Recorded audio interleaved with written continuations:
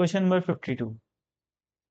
देखो भाई, a diver having a moment of inertia of 6 kg meter square about an axis through its center of mass rotates at an angular speed of 2 radian per second about this axis।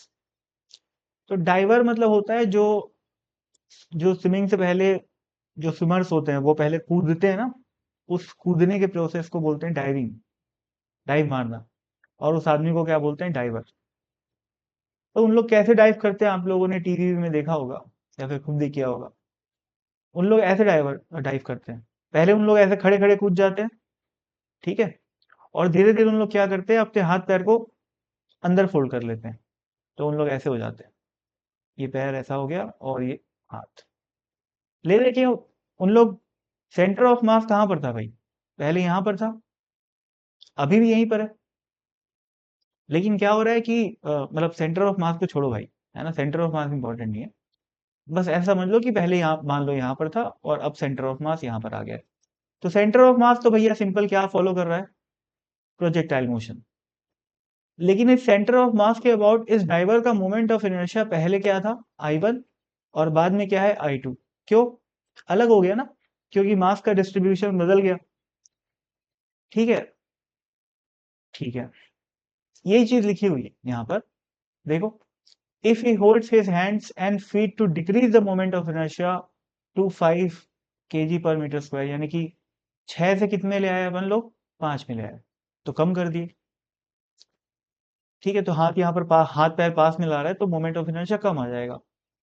और क्या लिखा हुआ है? What will be the new angular speed, तो नई angular velocity क्या होगी?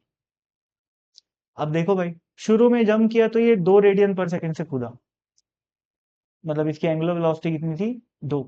तो यहाँ पर ओमेगा 1 की वैल्यू दे रखी है 2, और इस मोमेंट पे इसकी एंगुलर वेलोसिटी को मैं ओमेगा 2 मान लेता हूँ। और मोमेंट ऑफ इनर्शिया के बारे में तो दे रखा है, 6 से 5 कर दिया है, यानी कि I1 और I2 अपने को गिवन है। अब क्या, सेंटर ऑफ मास भले ही यहाँ पर मूव कर रहा हो, अपने को उससे कोई मतलब नहीं। सेंटर ऑफ मास चुपचाप अपना लीनियर मोशन करेगा, मोशन अंडर ग्रेविटी। तो सेंटर ऑफ मास को भूल जाओ। सेंटर ऑफ मास के अबाउट ये आदमी क्या कर रहा था? रोटेट कर रहा था। कोई एक्सटर्नल फोर्स है नहीं, जो कोई नेट टॉर्क लग नहीं रहा है यहाँ पे अब। ठीक है, अब नेट टॉर्क क्यों नहीं लग रहा है वो भी एक इंपॉर्टेंट बात है ना, क्योंकि क्योंकि mg फोर्स कहाँ पर लग रहा है? सेंटर ऑफ मास पे लग रहा है। ठीक, तो सेंटर ऑफ मास पे लग रहा है तो ग्रेविटी का कोई टॉर्क तो होगा नहीं।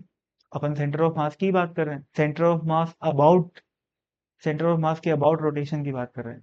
ठीक है, तो mg लग भी रहा है तो कहाँ लग रहा है? सेंटर ऑफ मास पे ही लग रहा है, तो mg का टॉर्क तो 0 है। तो मैं बोल सकता हूँ कि एंगुलर मोमेंटम कंजर्व रहेगा। तो L I is equal to L F.